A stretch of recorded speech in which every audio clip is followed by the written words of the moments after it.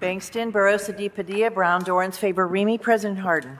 Any person who takes any actions to obstruct or interfere with the conduct of tonight's meeting may be charged with disturbing a lawful meeting pursuant to Columbus City Code 2317.12. Any person who enters those areas of City Council chambers reserved for city officials or invited guests may be charged with criminal trespass pursuant to Columbus City Code 2311.21. Thank you, Madam Clerk. Can I get a motion to dispense with the minutes? Clerk, please call the row. Bangston, Barosa de Padilla, Brown, Dorans, favor Remy, President Harden. May I have a motion to accept the minutes?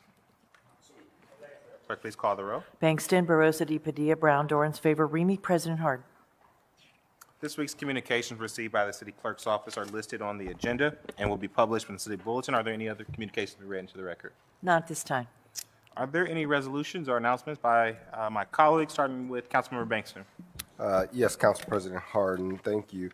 As I am, one resolution, if the folks from Experience Columbus, the Diversity Apprenticeship Program, if you all could come forward at this time while I introduce you.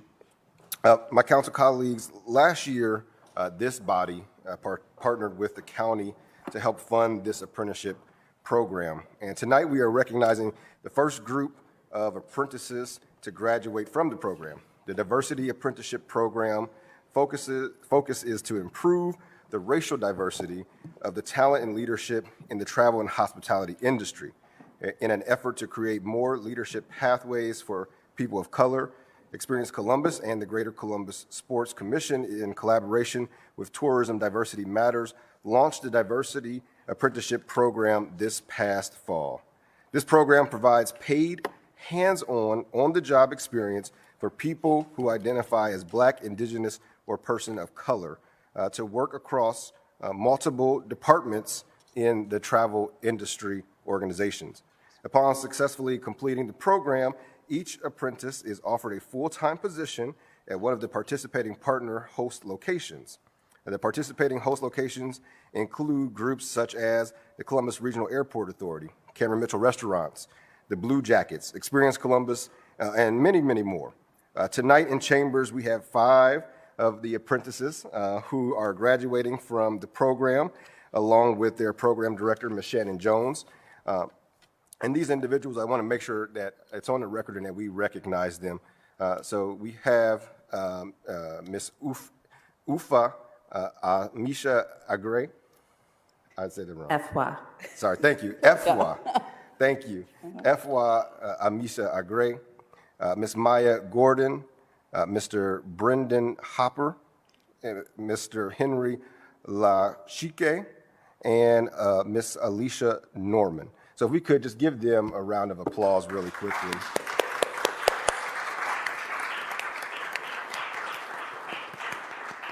And at this time, I want to turn it over to Ms. Jones just to tell us a little bit more about the program and give us some remarks. The floor is yours.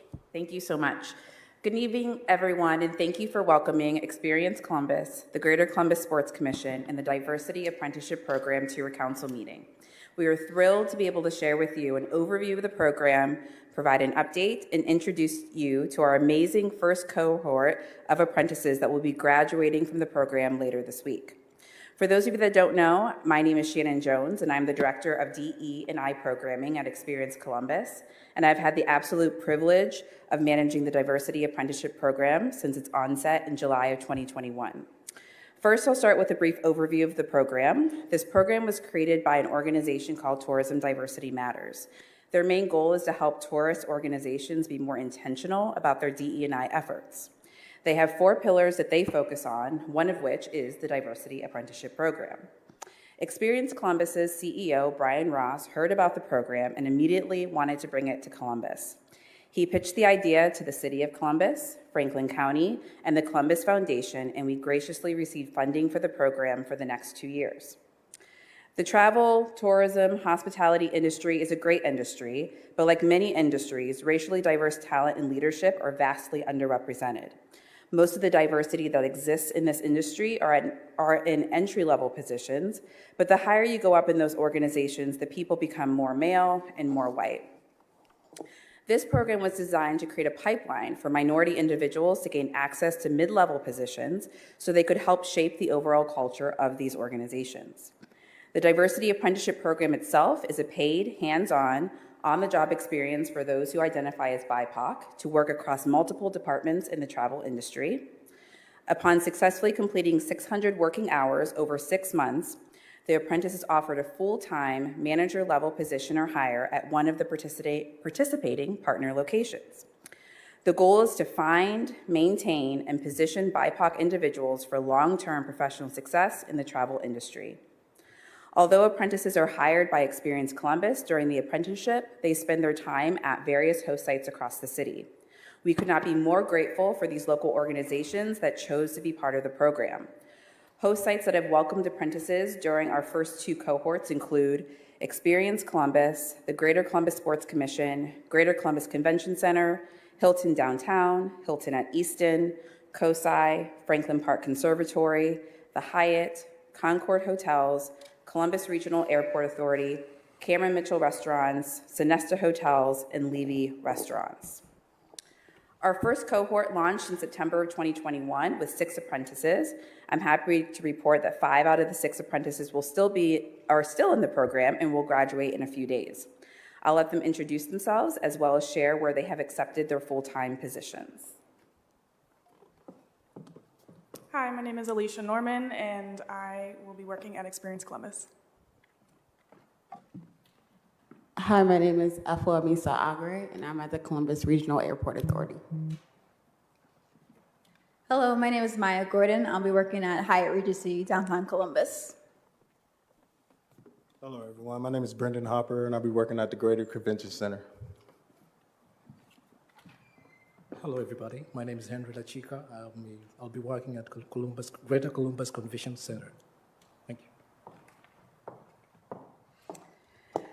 you. Our second cohort launched in January of 2022. 5 new apprentices have started with an expected completion date of July of 2022. The application for our third cohort will open next week. Our goal is to have a total of 32 apprentices by the summer of 2023. And even though this program is currently only funded for 2 years, our hope is to continue it well beyond that to ensure long-lasting and immeasurable impact in our industry as well as Columbus as a whole. Finally, I'm also thrilled to share that PR News has nominated our program as a finalist for the Social Impact Award, which highlights innovative organizations and initiatives who are driving DE&I forward in their communities. This nomination proves how important and timely equity in the workplace is, not only in Columbus, but nationally. Again, on behalf of Experience Columbus, the Greater Columbus Sports Commission, and these amazing apprentices, we cannot thank the City of Columbus enough for supporting this program. We could not be more grateful. Thank you so much for your time. Thank you all, and I'll have you remain there. If there are any comments or questions from my colleagues? All right. Well, I just want to say again, thank you all for being a catalyst. And as you know, as we continue to grow as a city, this industry is a very important one to us. And so it's important that we're intentional to make sure that the folks that are behind the scenes, in front of the scenes, welcoming our people, visitors to the city, look like Columbus. So much. Thank you guys so much, and congratulations. I, at this time, Council President, will move for adoption. Clerk, please call the roll. Bangston, Barosa de Padilla, Brown, Dorans, favor, Remy, President Harden. Adopted. Congratulations.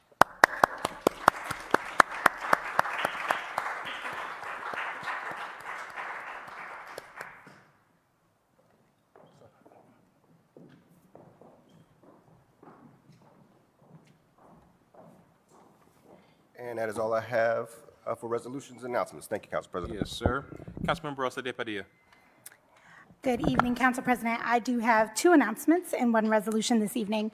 First, I want to acknowledge that March 15th was All Women's Equal Pay Day. Women on average make 83 cents for every dollar a man makes, which translates to an average loss of $10,000 or more to the wage gap each year, the equivalent of several months of rent and childcare and upwards of $1 million over the course of a lifetime. An investment in women is an investment in families and in our community. The equal pay days that we elevate here are not just about building awareness, but it's also serves as a call to action. And here's a few things that we can all do to ensure equal pay for all. First, advocate to our legislators to pass the Paycheck Fairness Act, which would close loopholes that allow employers to pay women less and bar employers from asking about salary history. Secondly, advocate to our state legislators to raise the minimum wage. Third, advocate for our employers to run equity pay reviews to ensure that employees are paid fairly. Achieving equal pay is an all-in effort that we must all advocate for, and I look forward to continuing to partner with all of you to ensure that equal pay for women is achieved in my lifetime, certainly. Secondly, I would like to also give a big congratulations to the 16 appointments that are on the consent agenda today for the Franklinton, Far South, and South Side area commissions. I often say that our neighborhoods are the heartbeat of our city. It's where our people live, play, and build community. We deeply appreciate our neighbors who care for our community and make our city better through their service as an area commissioner. So congratulations to all those folks. And lastly, I have one resolution, 0044X 2022, to recognize March as Developmental Disabilities Awareness Month. Developmental Disabilities Awareness Month is a nationwide event aimed at raising awareness about inclusion of people with developmental disabilities in all aspects of community life and the barriers that people with disabilities still face today. From mobility to accessibility, inclusion and representation are still barriers that people with disabilities confront on a daily basis. Advocacy organizations throughout Central Ohio empower individuals and their families both to advocate for themselves and to seek long-term solutions through systems change, helping to create an environment of self-sufficiency, self-determination, inclusion, and acceptance. These organizations and activists play a critical role as innovators in the development of people-centered systems. With us today is one of those advocates. Christine Brown is an original member of the Franklin County Board of Developmental Disabilities Self-Advocate Advisory Council and a public policy advocate that works tirelessly to improve the lives of people with disabilities. I'm proud to welcome Christine Brown to accept this resolution.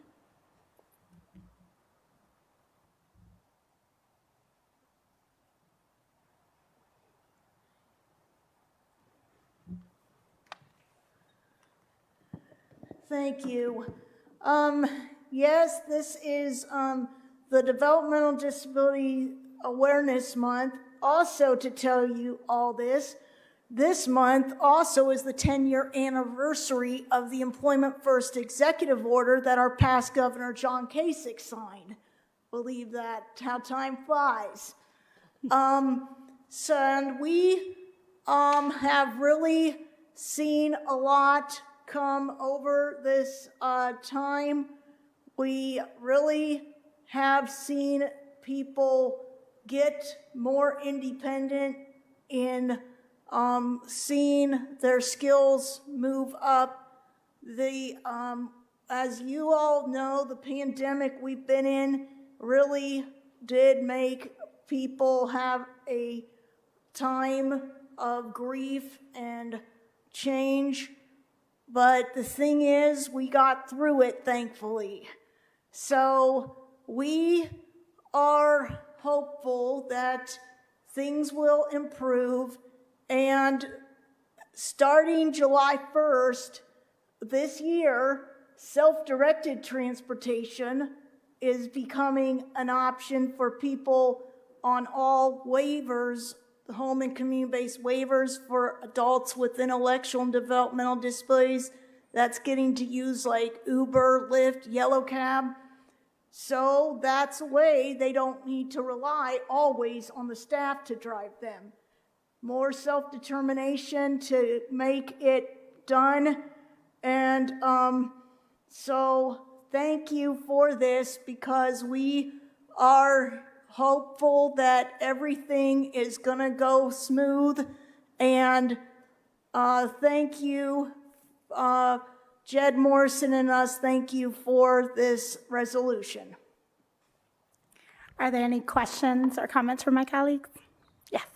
Thank you, Councilmember, for bringing this resolution. But I just want to thank Ms. Christine for your relentless advocacy. Since I've been on council, you have, reminded us each year that this month is important, that needs to be highlighted, and the important role and responsibility that city and state and federal government has in protecting, but also creating space for our residents with learning disabilities in different capacities. And so just appreciate you, and certainly send our appreciation to Mr. Jed Morrison. He's a good friend of this council and this city, so thank you.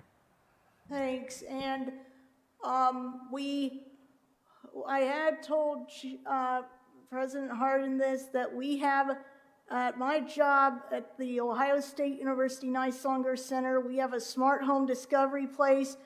That's where it's smart technology. We would be interested to let to 3 council members tour because we have smart stoves where there's auto shut-offs. You can even say, Alexa, turn off the light, and it does it. And one thing, I know I hear this constantly on the news, Columbus crime rate going haywire. Well, what about getting cameras in these houses, even in low-income housing, so then people see who's at the door before even answering? That would improve health and safety for all citizens. So it's something to consider, and we are open to showing you all the options out there to improve every life for Ohioans and the Columbus citizens. Christina, I just want to echo Council President's remarks. Thank you. I want to come visit that smart home, and I just want to thank you for ensuring that all of our citizens are seen and that they are heard, and that creating a sense of belonging for all means creating access for all. So thank you for your advocacy. I move for adoption. Clerk, please call the roll. By voice, please. Mr. Bankston?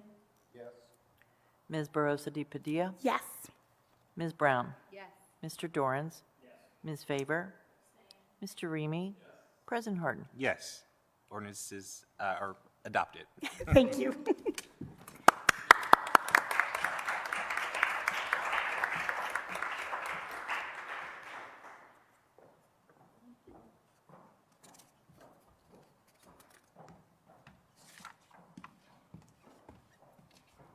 And that is all for me this evening. Thank you, Councilmember. President Pro Tem. I just have one thing I wanted to add to Councilmember Barosa de Padilla's acknowledgement of Equal Pay Day, which is to acknowledge that for those of you out there looking for ways to advocate with your employers, which first and foremost, there should be the structural legal foundation to ensure equal pay without folks needing to win the boss lottery, right, to get it. But for people looking for those tools, the Columbus Commitment is the voluntary pledge led by the Women's Commission and by Shannon Ginther, the mayor's spouse, who put this together close to 5 years ago. And if you go onto the website for the Columbus Commitment, you can find some tools for advocating directly with your employer. And I think it's really useful. And I just wanted to call that out for folks who are looking to dive deeper in their own place of employment. Thank you, President Pro Tem. Councilmember Dorans. Councilmember Faber. Thank you, Council President Harden. Just a brief acknowledgement. So as we begin to round out Women's History Month, I want to acknowledge the historic moment that is upon all of us. Judge Ketanji Brown Jackson made history last month when President Biden nominated her to become the 116th Associate Judge of the United States Supreme Court. A Harvard University graduate and law school graduate, Judge Ketanji Brown Jackson served as an editor of the Harvard Law Review and began her legal career with 3 clerkships, including one with U.S. Supreme Court Associate Justice Stephen Breyer. Along with a long list of accolades, Judge Ketanji Brown Jackson has served as a federal judge on the United States Court of Appeals for the District of Columbia Circuit since 2021. This moment is historic because she will be the first African-American woman to go through the confirmation hearing process. And if confirmed, she will not only be the first African-American woman to serve on the Supreme Court, but also the first Supreme Court justice to ever have served as a public defender. As an African-American, a woman, and as an attorney, I cannot express how important this moment truly is for women all over the world. So please join me in wishing Judge Ketanji Brown Jackson a smooth confirmation hearing process. I'm not sure if anyone's ever watched them, but I have. And they can get a little contentious. And you can tune in to watch all week long on all major news outlets. That's all. Oh, I'm sorry. If any of my colleagues would like to say anything about Judge Ketanji Brown Jackson. Excited to watch. Thank you for highlighting this, though. It's really important, and I know that a lot of folks around the country are rooting for her and really appreciative for what this means for our history. It's always evolving, and it doesn't get perfect, but it gets better. So, thank you. Councilman Remy. Thank you very much, Council President Harden. I have two announcements this evening. First, I will be hosting a public safety public hearing tomorrow, March 22nd, from 4 to 5:30. During this hearing, we will discuss the acquisition of the next iteration of body-worn, in-car, and interview room camera systems for the Division of Police. This hearing will be live via Facebook, YouTube, and CTV Channel 3. To provide testimony via WebEx during the hearing, please email Lucy Frank at ljfrank@columbus.gov by noon tomorrow, Tuesday, March 22nd. Also, I'd like to let everyone know that I will be hosting community hours this Thursday, March 24th from 4:30 to 6 via Zoom. For anyone interested in joining us, please RSVP again to Legislative Assistant Lucy Frank at ljfrank@columbus.gov to receive the Zoom information. Thank you, Council President Harden. That is all I have this evening. Thank you, Council Member. I have a revolution. I have a resolution. And I'd like to invite Wendy Bradshaw, Ryan Wilkins, and team to the podium. As I read Resolution 48X-2022, in honor of the 40th anniversary of the Ronald McDonald House in Columbus, Ohio, and the groundbreaking for a major expansion of the Ronald McDonald House. The Ronald McDonald House is a home away from home for families of hospitalized children in our city. The Ronald McDonald House in Columbus opened its doors to families on March 17, 1982, and has served more than 1 million families since it opened its doors. This week, March 23rd, at the Ronald McDonald House is the groundbreaking of a major expansion. So be it resolved by this council of the City of Columbus that this council does hereby recognize and congratulate Ronald McDonald House Charities of Central Ohio on its 40th anniversary and its exciting expansion. I know that several of my colleagues have had a chance to tour the current building and are excited about the expansion. We know the role that Ronald McDonald House plays for families who are dealing with some of the hardest things that a parent would have to deal with. This is the health of their child, and we're just grateful for the role that the charity plays in supporting those families through some of their most difficult times. First, are there any questions or comments from my colleagues before I turn it over? Please. And you'll probably speak to this, so I don't want to take talking points, but is it not still the largest Ronald McDonald House in the world? Almost. Almost. We were. We will be again. All right. Expansion will make us the largest again. I can't tell you how much I appreciate the work that you do, and was happy to serve meals there when I was in the Columbus Realtors Leadership Academy. We're going to have to get our group in there. It's a lot of fun. If I could ever find a spot, I think that you guys don't need more volunteers to do that necessarily, but we do. Okay. So we'll be glad to get a group together and do it. It is a lot of fun, and it's obviously a very worthwhile cause. So thank you very much, Council President Harden, for bringing this forward. That's awesome. We'll turn it over to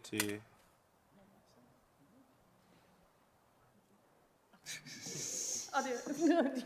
I love it. We're just incredibly grateful for this opportunity and, to share this wonderful story with you all. As President Harden said, we are expanding the Ronald McDonald House, and we'll be adding an additional 80 guest rooms, which will put us at 202 guest rooms under one roof. So essentially view us as a mid-sized hotel that families, are never charged for services. They stay on average about 8 nights with us, but we have had families live with us as long as 2 years. So the impact on that, is pretty significant. I know Ryan and others can speak to the fact that we've literally watched children grow up with us at the house. Some who've come when they're toddlers who are now driving, that we're still trying to process how that happened too. But really it's through the support of the community that we're able to do this. And we're just so proud of the efforts that we've done, through a pandemic to raise nearly $36 million to support this expansion. So we're grateful for this and for all that you guys do for the community. So. Well, with that, we're very grateful for everything you're doing for these families, and we're so excited, so happy to have you in our community. It's the greatest representation. With that, I move for adoption. Clerk, please call the roll. Bangston, Barosa de Padilla, Brown, Dorans, favor, Remy. President Harden. Thank you. Thank you.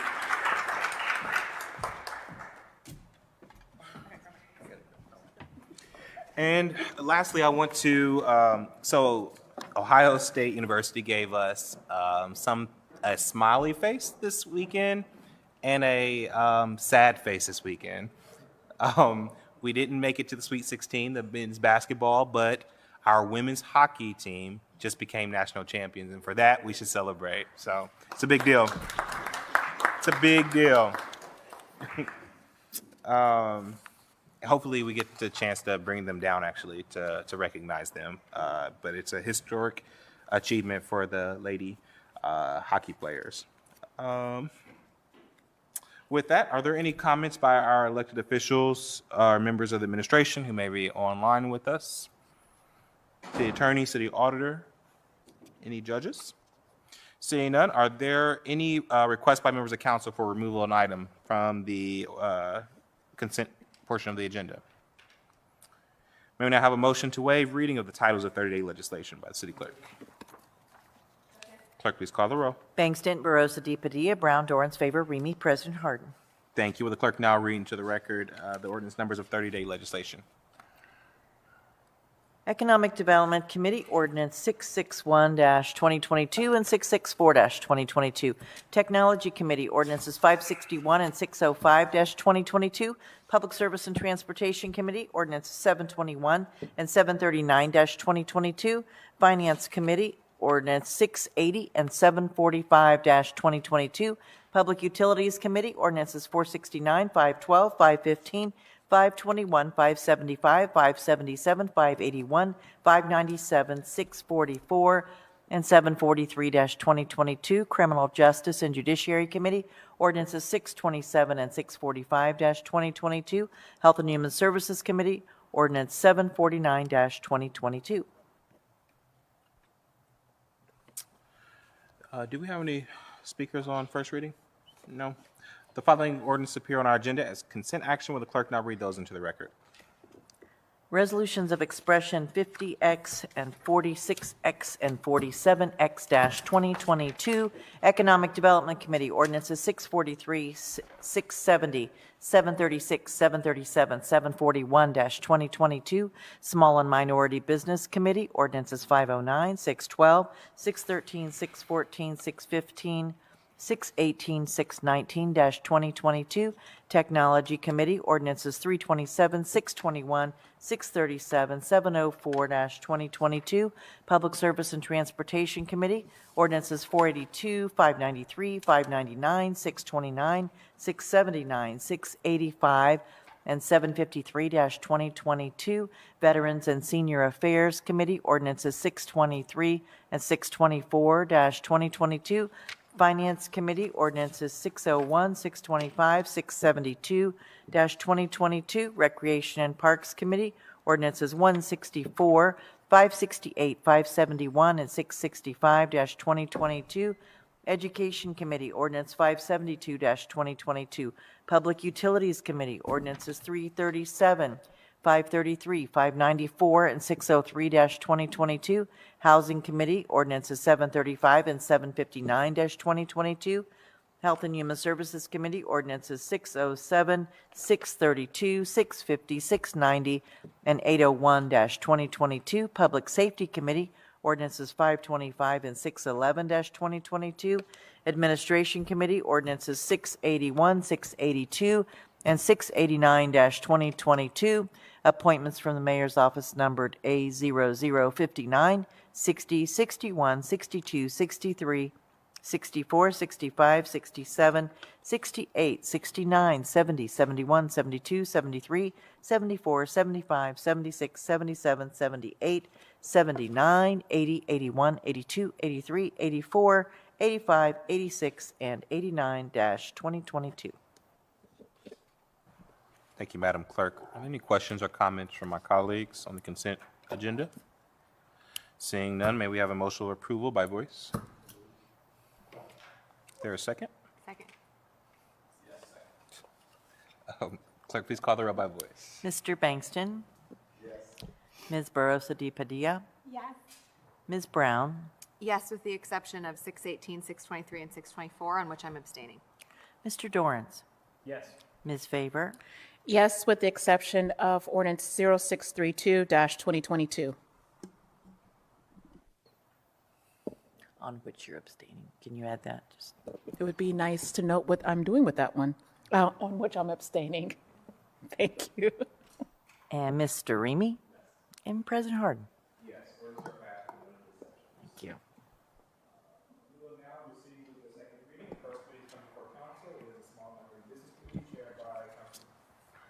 Chaired by Councilmember Bangston. Councilmember, the floor is yours. Thank you, President Harden. Tonight in the Small and Minority Business Committee, for second reading, we have ordinance 0616-2022 to authorize the Director of Development to enter into a contract with the Capital Crossroads Special Improvements District of Columbus, Inc. for the implementation of services set forth in the district plans for services, to authorize and direct the city auditor to appropriate and expend up to $3,100,000 for assessments levied from property owners, and to declare an emergency. The Capital Crossroads Special Improvement District is an association of 500 commercial and residential property owners in the core 38 blocks of downtown Columbus. This ordinance is simply the annual disbursement for that special improvement district. You will notice on the consent agenda, we had several other disbursements on the agenda tonight, but given the area and the properties this SID covers, the disbursement is far larger than the others, pushing it past the threshold to have it on consent. This is also the same case for the Discovery Special Improvement District, which is the next item on the agenda. Are there any questions or comments by my colleagues? Seeing none, I move for passage. Clerk, please call the roll. Bangston, Barosa de Padilla, Brown, Dorrance, Favor, Remy, President Harden. Passed. Next, in the Small and Minority Business Committee, we have ordinance 0617-2022 to authorize the Director of the Department of Development to enter into a contract with the Discovery Special Improvements District of Columbus, Inc. for the implementation of services set forth in the plan for services, to direct the city auditor to appropriate and expend up to $1 million from assessments levied from property owners, and to declare an emergency. Any questions or comments from my colleagues? Seeing none, I move for passage. Clerk, please call the roll. Bangston, Barosa de Padilla, Brown, Dorrance, Favor, Remy, President Harden. Passed. Next, in Small and Minority Business, we have ordinance 0646-2022 to authorize the city clerk to enter into a grant agreement with the Columbus Chamber of Commerce to support the creation of the Engaging New and Emerging Citizens and Community Guidebook, to authorize an appropriation and expenditure within the Job Growth Subfund, and to declare an emergency. To my colleagues, in 2021, the Columbus Chamber Foundation was awarded a $20,000 grant to help solve the disconnect between agencies and job seekers from the immigrant and refugee community in Columbus.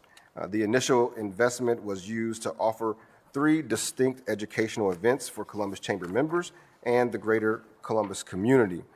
Partners learned about the stories and experiences of the immigrant, migrant, and refugee communities, and the work that needs to be done to create a more inclusive workplace.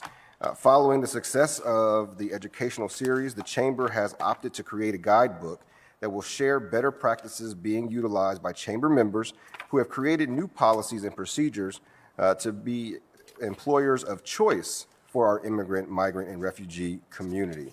I would like to thank Councilmember Barosa de Padilla and Councilmember Remy for joining me in support of this initiative, and would like to give them the opportunity to speak and share a few words. Councilmember Barosa de Padilla. Thank you, Councilmember. So I know that we have members of the chamber who are here who worked on this effort. So I just wanted to acknowledge create their efforts in creating programming specifically for the immigrant, refugee, and migrant community, but also employers who want to seek their talent. People who have chosen this community as their home on a promise of prosperity should be guaranteed that opportunity. The uniqueness of our culture, work ethic, and ambition adds to the richness and success of any work environment and to the employers that employ them. I want to thank the Chamber for the intentionality behind this effort, and I look forward to how this will positively impact not only how we work, but who we employ. So thank you again. And Kelly, could you come forward as Councilmember Remy gives remarks? Councilmember Remy? Thank you very much, Councilmember Bankston, and of course, Barosa de Padilla for joining on this effort. This, one of the biggest things that we see with people that are non-American born and new to our community is the communication gap. And so anytime that we can work to help bridge that gap and make sure that people within the community, because we want people from all walks of life to be working throughout our community. We're fighting that same thing, fighting that battle right down here at City Hall and with our city government. And so, whenever we have the opportunity to support and uplift this type of communication, it's incredibly important. So I thank you and thank the Chamber for all the work. And thank you for your support on this. We greatly appreciate it. We know that we can continue to take some of the good work from early adopters and share with other businesses in the community so that they too can become more inclusive employers and employers of choice, as Councilman said. Thank you, Kelly. Kelly Fuller is with us. She's the VP of Talent and Workforce Development at the Columbus Chamber of Commerce. And Kelly, could you just speak to us just really briefly on the goals and objectives of this guidebook? Yeah, as I mentioned, we did have some early adopters in this space last year as a result of that educational series that we offered at the Chamber. So what we've identified is there are certain things that businesses could do regardless of the size of the business or the industry that they're in, based on some of these better practices, like being flexible with your schedule. We had a large distribution center that was really struggling because working parents couldn't get their children off to school, so they changed the schedule to better accommodate. They're doing things like changing the marketing to reach out to some of the community centers so that the marketing for the job openings reflects more from the refugee and immigrant population. So they're developing these relationships with the different community centers around the city. So those are some of the goals. If we could get more businesses in that space, and especially more small to mid-sized businesses, because they have a bit more of the flexibility and they also represent the largest, about 90% of our chamber membership. Awesome. Thank you, Kelly, for your testimony and for all the work that you're doing around this.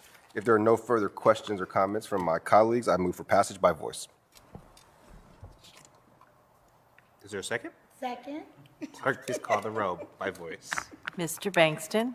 Yes. Ms. Barosa de Padilla? Yes. Ms. Brown? Mr. Dorrance? Yes. Ms. Faber? Yes. Mr. Remy? President Hart? Yes, ordinance is passed. Thank you.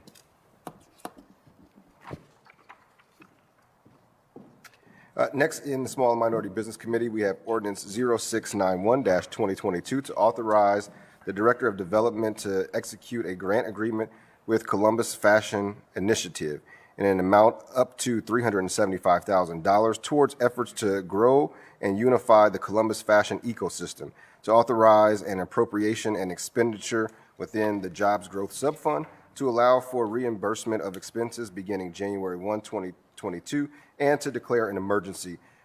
Council members, the Columbus Fashion Alliance, which was founded towards the end of 2019, seeks to strengthen the city's fashion and retail ecosystem by developing and implementing an innovative array of services and programs that align with its strategic pillars: learn, make, innovate, and experience. This investment allows the organization to hire a full-time professional team to join the co-founder and the production manager to execute these programs and initiatives and to help build capacity. Really excited about this organization and our continued support of them. I want to give an opportunity for Council President Hardin to speak to this and for sponsoring this piece of legislation. Council President? Thank you, Mr. Chair. Like you said, we're really excited about this partnership in this organization. Falls in one of my priority areas around economic development. We know as a community that Columbus ranks number 3 behind New York and Los Angeles for fashion and design. But as the industry changes, we have to make sure that we are leveraging what we have, which are our people, those fashion designers here in Columbus, and giving them the tools and the resources to go off and start their own businesses, creating their own ecosystems of fashion and art, so we don't lose that number 3 rank. In fact, we want to jump, can you imagine, jump a city or two to be the number 1 fashion destination. And we get there by investing in people. We also get there by investing in infrastructure. What the CFA is doing is bringing together these like-minded folks, giving them the resources. I think they have already bought and have going right now fabric printing machines, sewing machines in a location. And our dream, our hope is that when we put these people together in a defined area, that we create a district where we know when we have folks that graduate, say, from CCAD, or if we have someone leaving one of our more established fashion places of employment, that they know that they can go over to this side of town and have all these resources, have all these folks supporting them, and be around like-minded, fashion-oriented people. So this is $375,000 this year. Also appreciative to have a partnership with the county on this. I think that they will be taking up the sister piece of legislation, I think, this week, so that we can fully get behind this effort and continue to grow. So I appreciate your leadership, and thank you, Mr. Chair. Absolutely. Thank you, Council President. And as you all know, our Council President is one of the most fashionable in the city with his socks. So I'm sure that he is looking for some socks out of this at some point. If there are no more comments or questions from my colleagues, I move for passage. Clerk, please call the roll. Bangston, Barosa de Padilla, Brown, Dorans, favor, Remy, President Harden. Passed. All right, and finally, in Small and Minority Business Committee tonight, we have Ordinance 0699-2022 to authorize the Director of Development to enter into a nonprofit service contract with the Columbus Chamber of Commerce in support of the Urban Business Connection Program to allow for reimbursement of expenses beginning March 1st, 2022, to authorize an appropriation and expenditure within the Jobs Growth Subfund, and to declare an emergency. In 2021 fiscal year, the Columbus Chamber of Commerce teamed up with the Columbus Urban League, and they joined forces to establish free chamber memberships to 30 Black-owned businesses. Upon joining this program, these businesses gained access to a suite of services, including but not limited to business connections, specialized consultations, and research capabilities for targeted expansion, as well as expanded services in marketing and visibility in the Columbus community. The $175,000 appropriation for this program via this ordinance will more than double the number of Black-owned businesses served, keeping true with my goal of responding to the diverse and ever-changing needs of our small and minority business community. This initiative was also one of my operating budget priorities, so I'm happy to see it on the agenda tonight. And we have one of those small business owners with us to speak to her experience, if she could come forward. Ms. Tiffany Marr, who is the founder and CEO of Wimbler, who was a part of the original 30 businesses that took part in this program. Ms. Marr, welcome to Council, and happy to have you here. Just tell us a little bit about your experience and your company. Absolutely. Thank you so much for having me. Council members, I am extremely honored to give you a glimpse into my experience as a Columbus Chamber of Commerce member for the last year. My name is Tiffany Marr, and I am the founder and CEO of Wimbler. Wimbler is a financial technology app for the workforce. We recognize that nearly 3/4 of the nation earns $50,000 or less and simply cannot afford traditional financial advisement services. We also recognize that over 1 in 3 employees claim that their financial stress is a distraction at work. That was before the pandemic. This alone causes an employer to lose $5,000 to $7,000 in productivity on an annual basis per employee. Wimbler's app offers peer strategy networks, access to DIY tools, and matchmaking with a financial professional in order to help relieve employee stress and bring back increased productivity to the workplace. We are currently in the process of raising much-needed capital in order to grow the current workforce solution with the incorporation of advanced features like robo-advising and impact investing. We are also raising the critical capital in order to hire a smart team and make a significant investment in our latest, greatest project, which I will tell you about in a moment. Quite frankly, all businesses experience challenges, but my most significant challenge as a Black female fintech owner has been access to capital. Even with a great credit score and stellar reputation for paying my bills on time, several traditional and non-traditional banks have either denied or underfunded my application for a business loan, even within a bank's very intentional diversity initiatives. I have noticed a couple of nuances in my experiences. The very public diversity, equity, inclusion, and access platforms touted by leadership at traditional banks may not trickle down to the underwriting process, often taking place in private. I have also observed the enormous gap between the capital needs of young tech companies and the capital need assumptions made by banks and non-tech professionals. I often present the comparison of real estate. Banks fund millions to the construction of a building that has the potential to benefit thousands of people in some capacity over time because it is a physical, tangible property. However, banks only feel comfortable funding thousands into the construction of a technology platform that has the potential to reach millions over space and time because it is an intellectual, intangible property. This is why venture capital exists. These are funds where individuals or organizations are willing to take on more risk for the possibility of greater reward through investment and innovation. The issue with the VC method for women in tech is that only 3% of venture capital is funded to companies owned by women. Said differently, 97% of the $300 billion in venture capital is funded to companies owned by men. Of the 3% funded to women, companies owned by women of color are funded only 0.3% of venture capital. Based on personal research, which I actually hope is proven wrong, Rembler is the first and possibly only Black female-owned fintech company in the city of Columbus and quite possibly the state of Ohio. It continues to be a mind-blowing notion that the Columbus Urban League would select Rembler to be a benefactor of their program, funding 1 year of membership to the Columbus Chamber of Commerce. And what a phenomenal year it has been and continues to be. Membership has afforded me numerous connections and newfound relationships that continue to blossom each and every day. I should note, I am intentional about giving my membership an active heartbeat.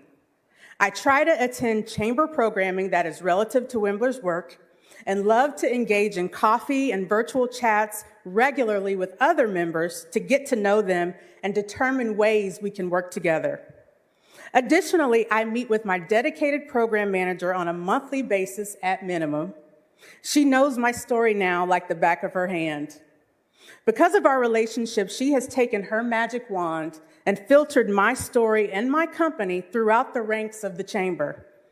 As a result, I have become an Elevate graduate. My plaque is sitting right next to my Tennessee MBA. I am now a member of the Chamber's Small Business Council. I've completed a chamber podcast and recently participated in an emerging talent panel. And all of these amazing opportunities do not compare to the work my program manager did to determine alignment between Rembler's work and that of Southwestern City School District. This is the latest, greatest project I mentioned before. Since Wimbler's inception, a personal goal of mine has been to enter the education sector with a financial literacy app for students. The cost of technology is such that the education pillar had to take a back seat for years, until recently. Wimbler is collaborating with Southwestern City School District in the mobile applications class in their career technical building to build out the MVP, or the minimum viable product, of Wimbler Ed. It will be a gaming solution incorporating the state of Ohio's financial literacy standards in a way that is fun and interactive for students. Our goal is to establish the app for high school and gradually add subsets of features that will be age appropriate and compatible at each stage of a student's education, K through 12 and collegiate. This could not be a better time for the Wimbler Ed solution, considering the financial literacy course requirement signed into law at the end of last year by Governor DeWine. It is quite possible that when people see me, they do not see a fintech entrepreneur. It is likely there is a natural disposition that says, okay, female and Black and financial and technology. Okay, no. That's a bit too much. Possibly an enigma. But this is the combination that enables Wimbler to connect to the marginalized, represent the underrepresented, and encourage the underbanked. After all, women make up over 50% of the workforce, manage 80% of the household budget, and own 50% of American wealth, while minority buying power is up from $358 billion in 1990 to $3 trillion in 2020. Black, female, financial, tech, the Columbus Chamber of Commerce has proven their support over and over again with every conversation and every interaction that Wimbler has the perfect combination to make a difference. Council members, thank you for your continued support of minority-owned businesses in the city of Columbus, Franklin County, and the state of Ohio. Thank you. Thank you, Ms. Martin. Any questions or comments from my colleagues? And before I move for passage, I just want to say, when we talk about advancing small and minority business, when we talk about advancing diversity and equity, it's about intentionality and being intentional. And programs like this is a way to say that we are intentionally going to make sure that Black-owned businesses specifically have a platform in our elevator. So thank you for taking that opportunity. I see Don DePiro here in the chamber. Thank you all for your leadership. And also, I'd be remiss if I didn't mention President Stephanie Hightower, who was a catalyst in this effort in the Columbus Urban League, coming out of the pandemic, raised their hand and said, let's make this happen. So excited to continue to work with them in both of these organizations, and excited to see companies like yours continue to flourish in our city. Thank you so much. I did want to say just one thing. I just wanted to say thank you. That was an amazing presentation. I think it is no coincidence that you came here on Women's History Month, because I think that you are going to make history. I mean, after that pitch, I don't know who doesn't want to be. What do I have? Can I? I'm just kidding. But I just want to say thank you for what you're doing, especially I think moving into the education space, because I think that is critical and important. And I think especially as we think about our Black and brown children, this is not something that we teach them.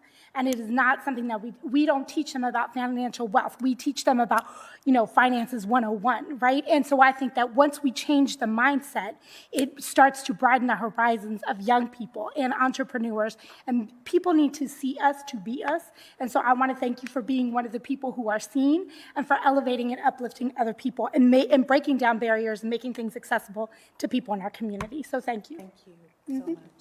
I move for passage. Clerk, please call the row. Bangston, Barosa de Padilla, Brown, Dorans, favor, Remy, President Harden. Pass. Thank you, Council President. That's all we have in Small and Minority Business Committee. Can I move on to the Technology Committee? Please. Tonight in Technology, for second reading, we have Ordinance 0479-2022 to authorize the Director of Finance and Management on behalf of the Department of Technology for the City Attorney's Office to establish a purchase order for the continued conversion of legal documents via back file, scanning, and electronic signature process capabilities with 3SG Plus LLC using a state term contract to waive the competitive bidding provisions of the Columbus City Code to authorize the expenditure of $75,000 from the Information Services Bond Fund and to declare an emergency. Given the extensive and urgent need for the continued conversion of legal documents via the back file scanning and electronic signature capabilities, it is in the city's best interest to authorize a waiver of competitive bidding in this case. Is there any questions or comments from my colleagues? Seeing none, I move for passage. Clerk, please call the row. Bangston, Barosa de Padilla, Brown, Dorans, favor, Remy. President Harden. Passed. And finally, for me, and finally in technology, we have ordinance 0766-2022 to authorize the Director of the Department of Technology to enter into a contract with Software House International for the procurement of various Adobe software application products for the Department of Technology and various other city agencies to waive relevant provisions of Columbus City codes pertaining to competitive bidding, to authorize the expenditure of up to $162,476.21 from the Information Services Operating Fund for the above described purpose and to declare an emergency. I am sure all of you are well versed on the benefits that Adobe products give to all of the city agencies, including our own offices. Following the 2 responses received from the solicitation of bids for the various Adobe software products previously mentioned, the Department of Technology recommends that the bid be awarded to Software House International in the amount of $162,476.21. Of this total, $124,161.51 will be used to purchase 688 licenses for various products, while the remaining balance of $38,314.70 will be contingency funds in the event additional licenses are needed.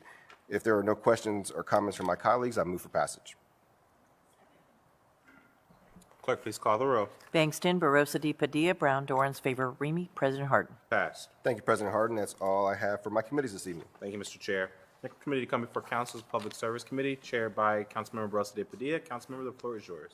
Good evening. I have one item today on the agenda, 0485-2022, to amend the 2021 capital improvement budget to authorize the transfer of funds within the Water GO Bonds Fund, to authorize and direct the city auditor to appropriate and transfer funds from the city income tax fund to the Streets and Highways Bond Fund, to appropriate funds from the Streets and Highways Bond Fund, the Transportation Grants Fund, and the General Government Grants Fund, to authorize the Director of Public Service to enter into contract with Complete General Construction Company for the arterial street rehabilitation, Hudson Street, I-71 to Cleveland Avenue project, to authorize the expenditure of up to $19,395,049.60 from the Transportation Grants Fund, General Government Grants Fund, Water GO Bond Fund, and Streets and Highways Fund Bond Fund to the project, to repay any unused funds at the end of the grant period and to declare an emergency.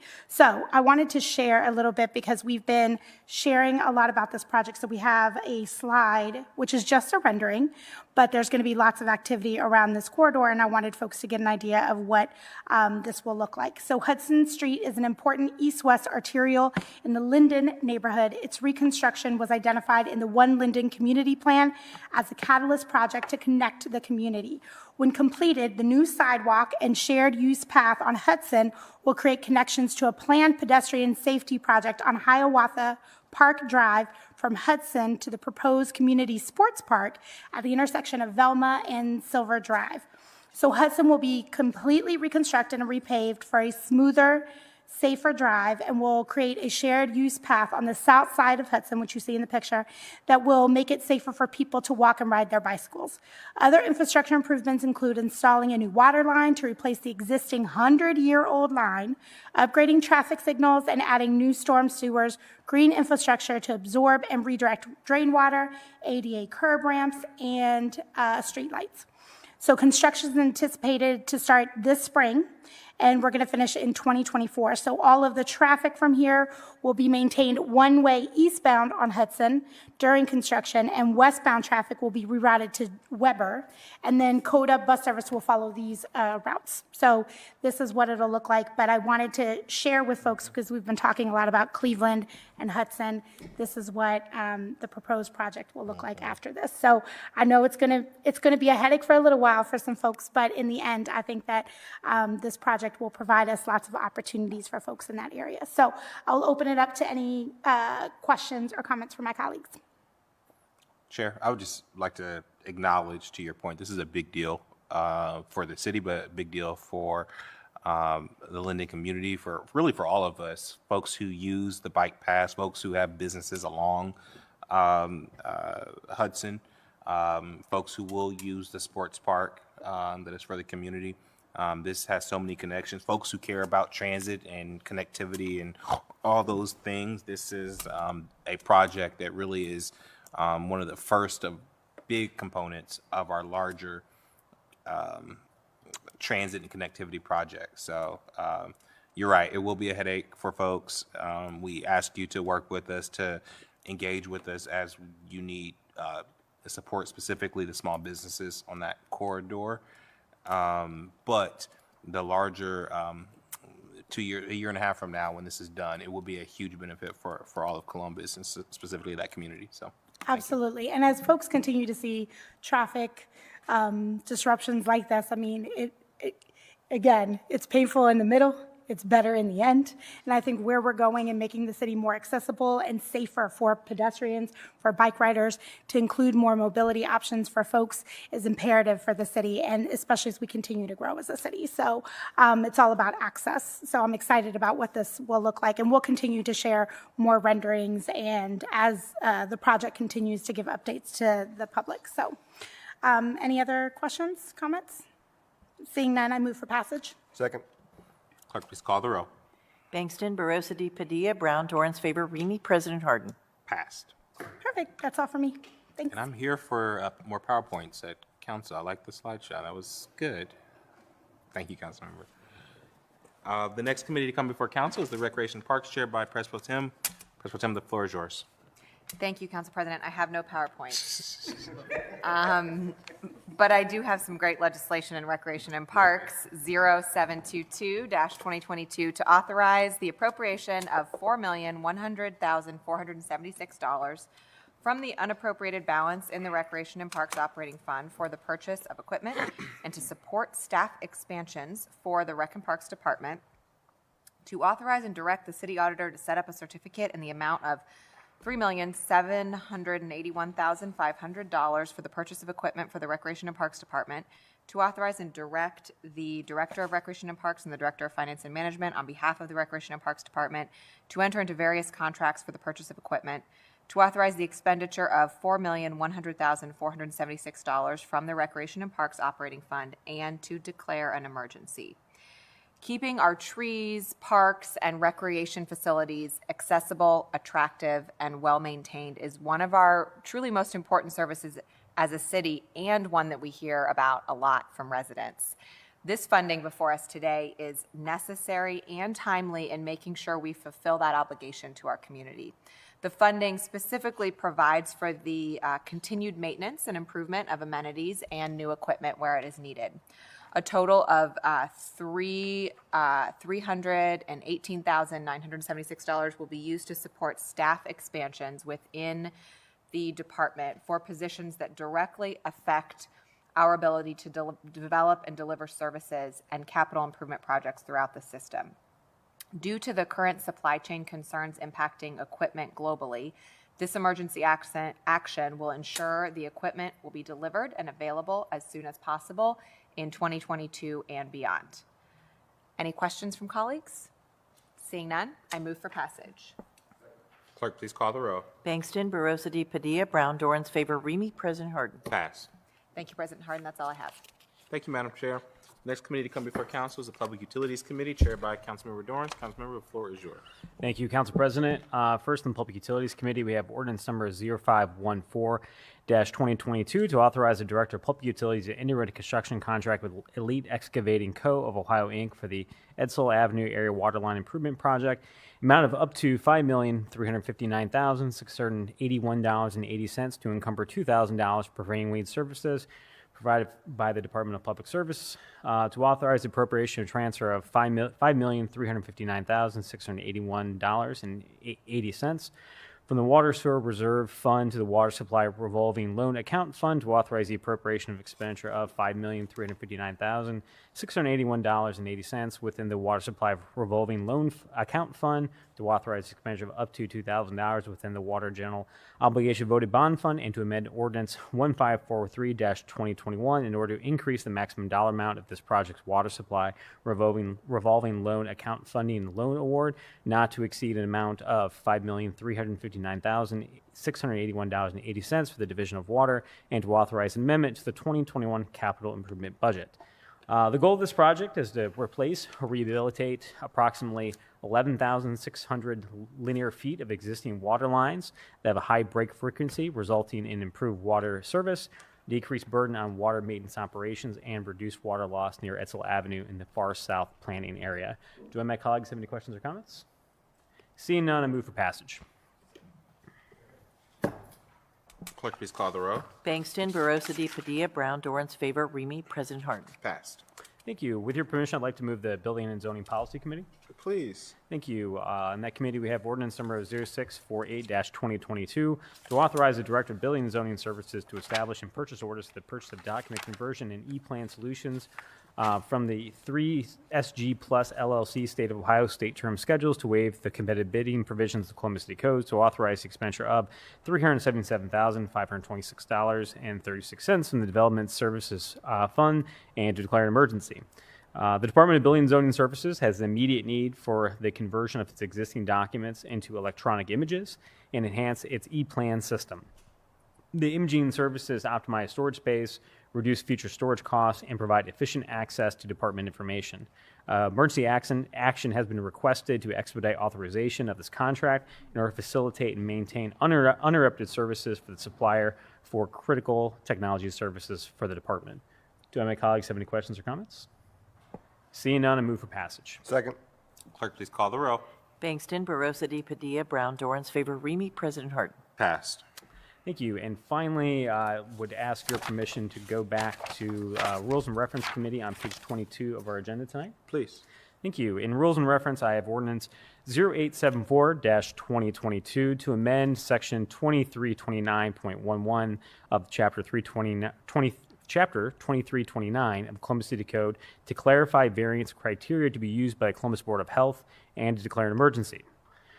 Since taking over the role of the Zoning Committee Chair, my team and I have been working closely with the City Attorney's Office to address some of the gaps in our current zoning process.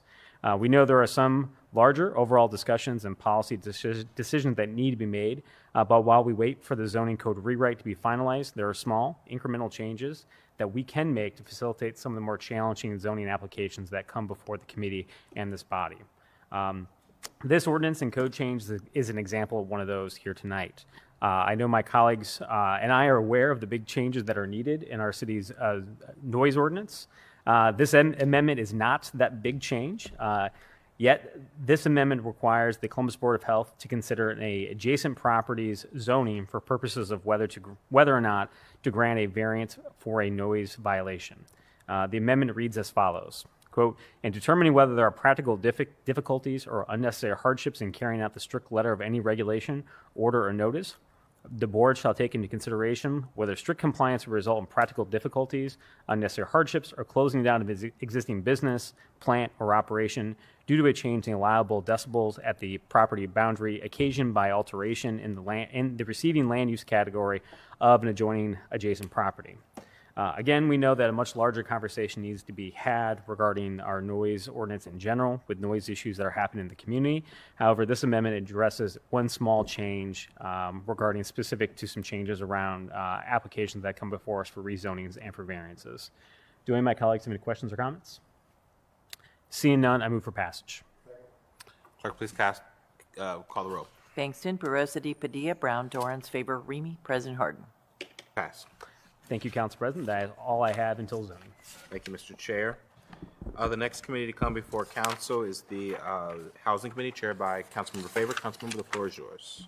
Thank you, Council President Harden. Tonight in Housing, we have Ordinance 464-2022 to amend the 2021 capital improvement budget to authorize the city auditor to appropriate and transfer funds from the special income tax to the Development Taxable Bond Fund, to authorize the Director of Department of Development to enter into contracts with the Central Ohio Community Improvement Corporation, or COSIC, and or various companies and nonprofit entities to provide services related to the demolition of structures, including environmental, asbestos testing, and abatement, demolition, post-demolition, lot restoration, legal fees related to tax foreclosures, acquisition of blighted properties, and similar services, to waive the competitive bidding provisions of City Code Chapter 329 for emergency demolitions, to authorize the expenditure of $800,000 from the Development Taxable Bonds Fund, and to declare an emergency.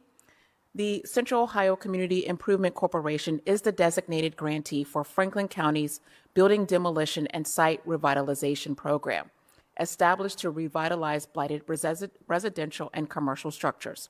This legislation authorizes the Director of the Department of Development to enter into contracts for various expenditures related to the demolition of blighted structures.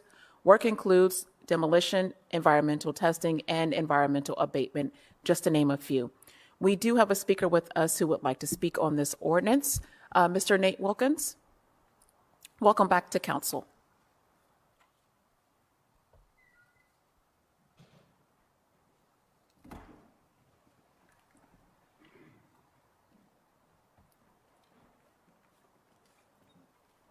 (1612) Arlington Avenue, Mr. Nathaniel George Wilkins. I'm all in support of this, and I will say several reasons why. I know there's multiple times that come down here. Once we talk about vacant structures, dilapidated property around City of Ohio area, but it seems like none of these properties are in certainly bad shape.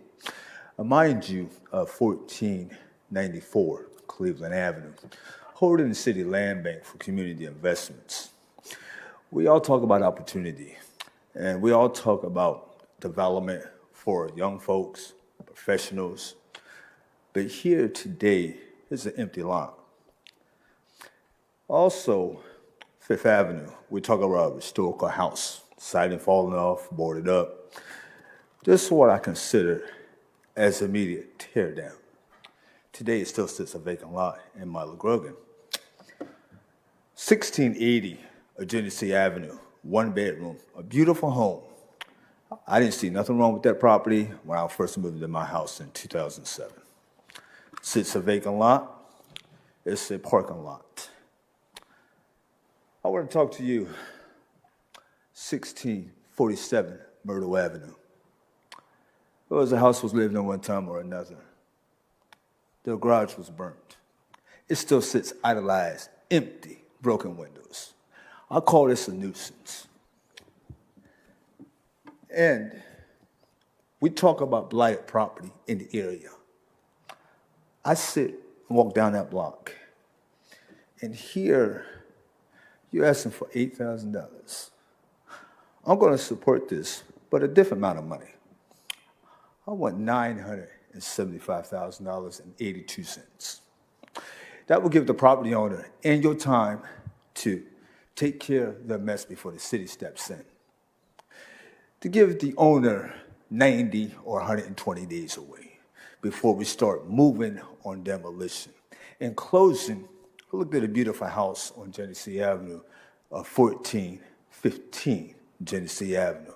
A beautiful home, a wrapped around front porch. Look down there, the city has a no trespassing sign due to a Community Investment Corporation. Next day it was torn down. Didn't see nothing wrong with it. But here we are, we're talking about opportunities. People to live in affordable housing. I didn't see nothing wrong with that house. And here again, we're asking for this. I would like to see the documents what was torn down on Cleveland Avenue, how much that was. And here I live in my community, and there's nothing being done, but we got torn up property that's still idolized in this area. Won't we do something? I want $897,000 for this, to give the owners opportunity to get up and do something with their properties before the city steps in. Thank you for your time. Thank you, Mr. Wilkins, for your continued advocacy for Columbus overall, but specifically the Linden community. As we have talked about a few times, most of these properties are already, if not all of them, are owned by the city and or county. And before a demolition occurs, a ruling has been made by the court, by a judge, that the property has been deemed to be a public nuisance or beyond repair. So there have been opportunities for most of these owners who are wanting to fix the property up to have opportunities to be able to do so before the city or the county steps in. But happy to have the Department of Development follow up on those specific ones that you discussed today. Are there any questions or comments by my colleagues? Seeing none, I move for passage. Second. Clerk, please call the row. Bangston, Barosa de Padilla, Brown, Dorans, favor, Remy, President Harden. Passed. We can take a break. Right? Okay. May I have a motion to recess? Clerk, please call the row. Bangston, Barosa de Padilla, Brown, Dorans, favor, Remy, President Harden. Zoning will convene in 5 minutes.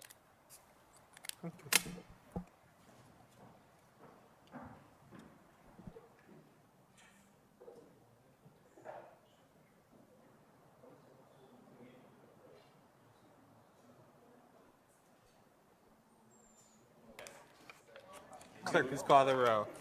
Bangston, Barosa de Padilla, Brown, Dorans, favor, Remy, President Harden. Reconvene. The next committee to come before council is the Health and Human Services Committee, chaired by Councilmember Favor. Councilmember, the floor is yours. Thank you, Council President Harden.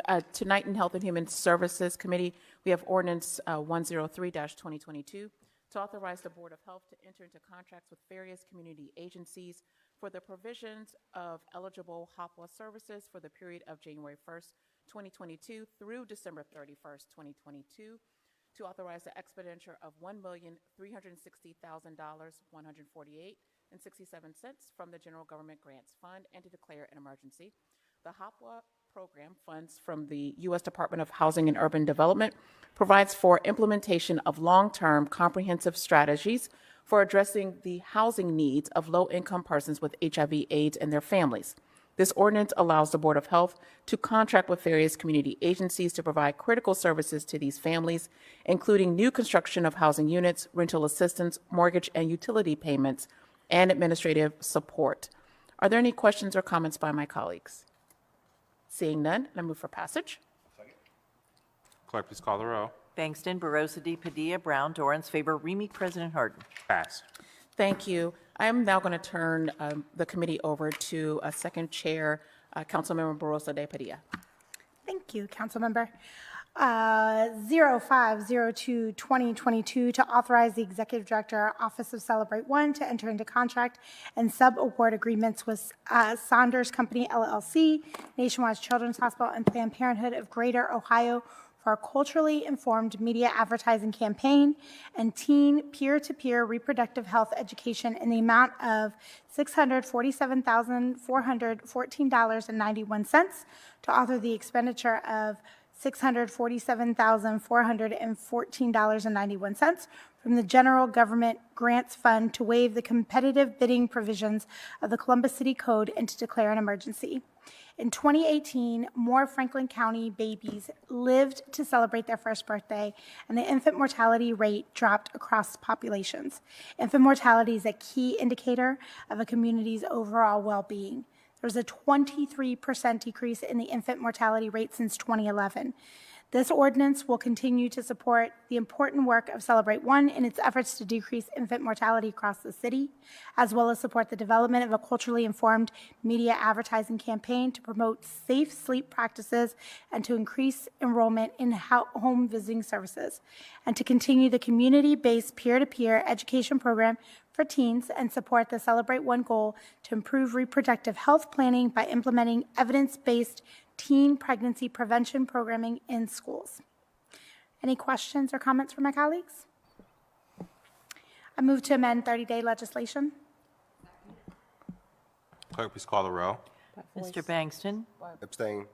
Ms. Barosa de Padilla? Yes. Ms. Brown? Yes. Mr. Dorans? Yes. Ms. Favor? Abstain. Mr. Remy? Yes. President Harden? Yes, ordinance is passed. Move to waive second reading. Second.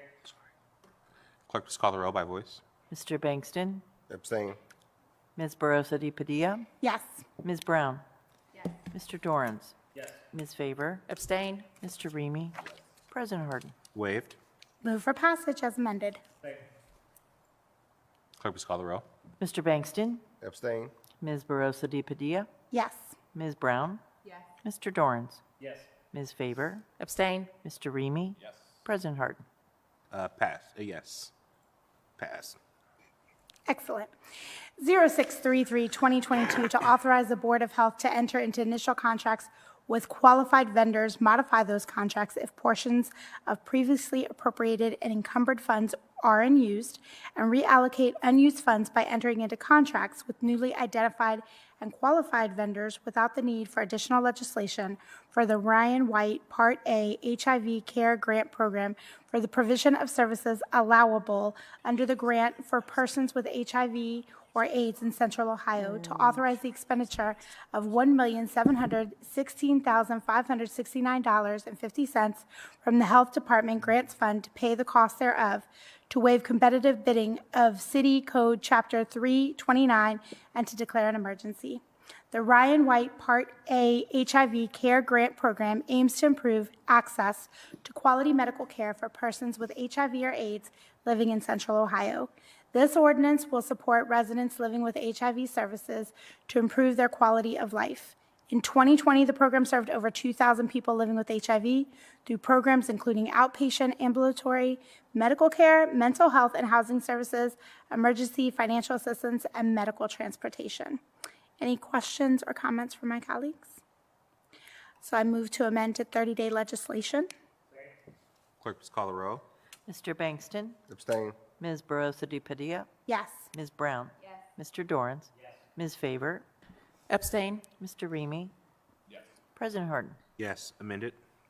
Move to waive second reading. Second. Clerk, please call the row. Mr. Bangston? Abstain. Ms. Barosa de Padilla? Yes.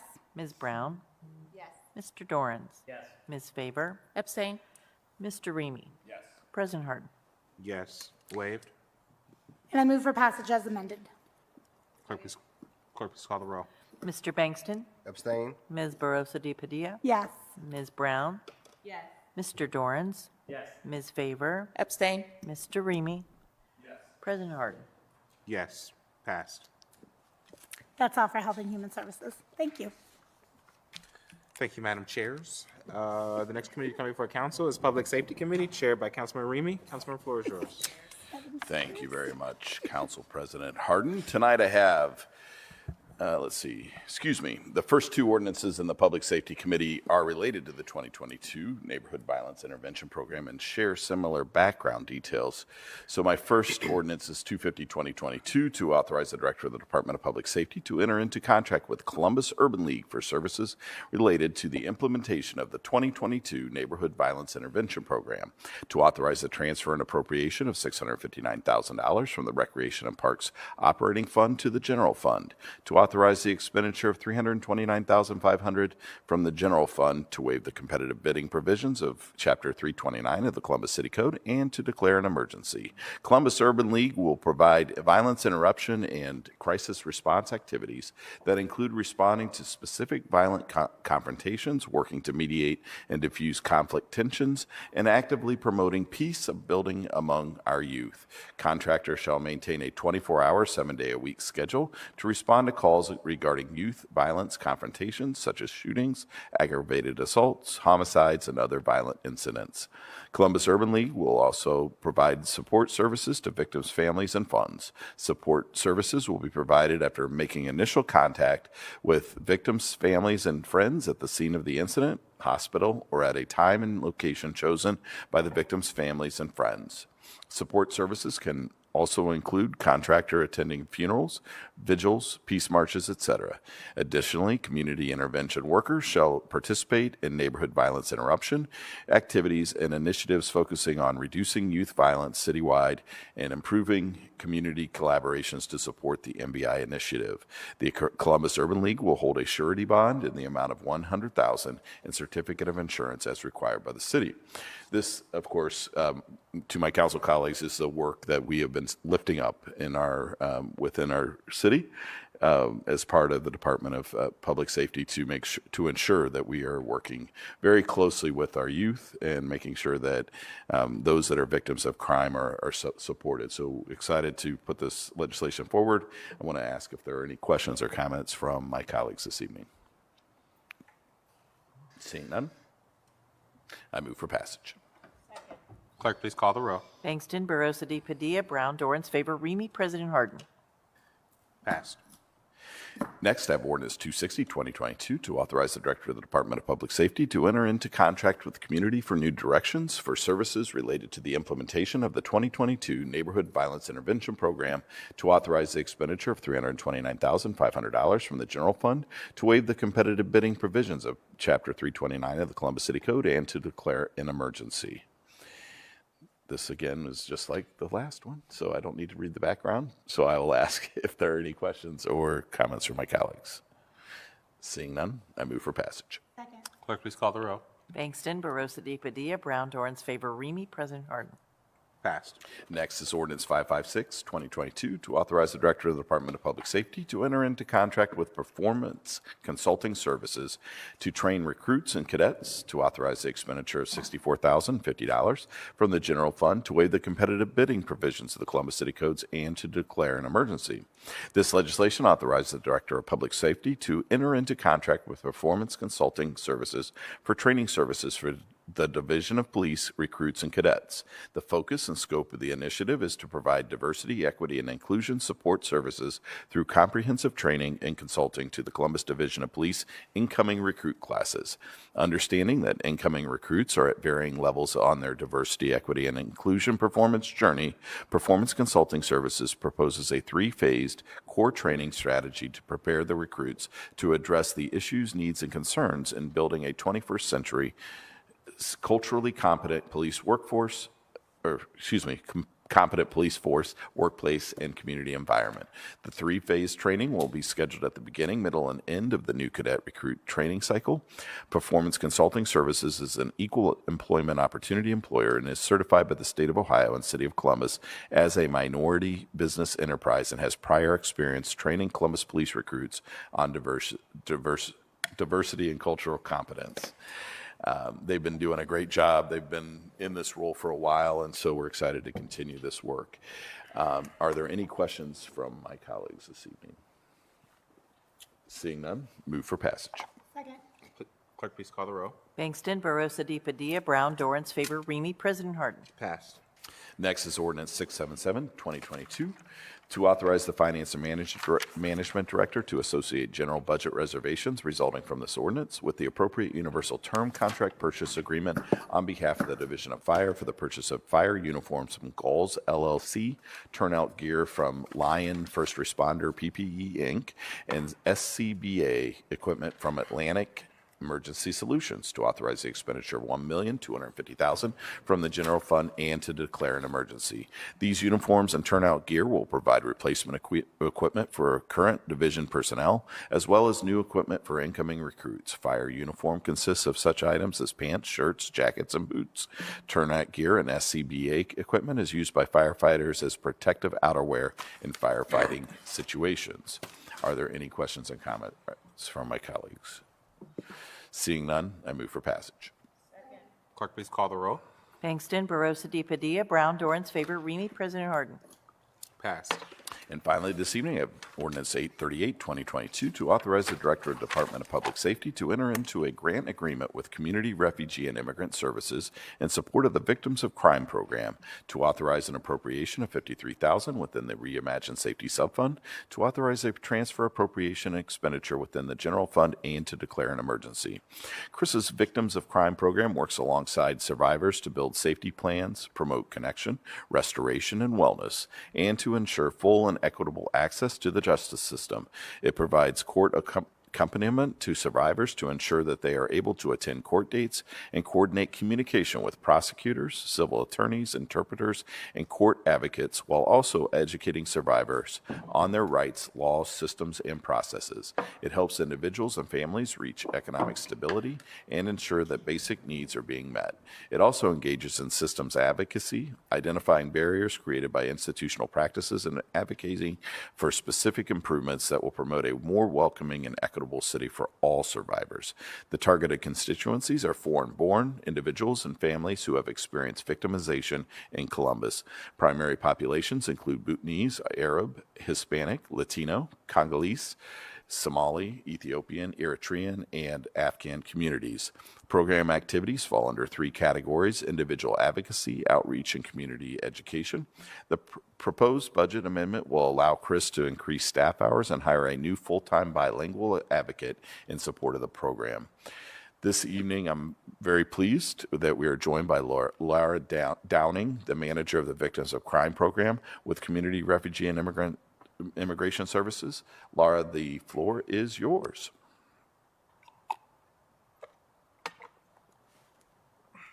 Hi, thank you. Thank you, Councilmember Ramey. I would like to thank the council for their support. I think many of you are familiar with Chris's work in welcoming refugees to Columbus, but not everyone knows we also support survivors in our Victims of Crime Assistance Program. Chris has served survivors regardless of immigration status in Central Ohio for over 16 years. And like all VOCA-funded programs in Ohio, we've faced massive budget cuts over the last several years.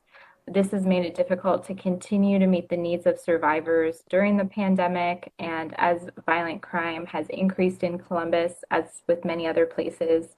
While the largest portion of our clients are survivors of domestic and family violence, we also serve families and individuals experiencing types of crime for which there are much fewer services available, such as families of homicide victims, youth violence, and parents of missing children. So this support from the city will help us to start to rebuild what we lost and allow us to expand our services and resources to the community. Thank you.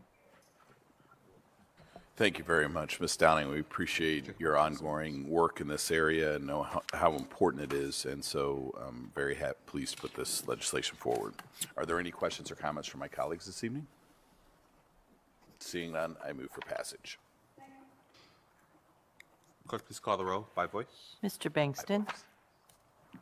Yes. Ms. Barosa de Padilla? Yes. Ms. Brown? Mr. Dorans? Ms. Faber? Mr. Remy?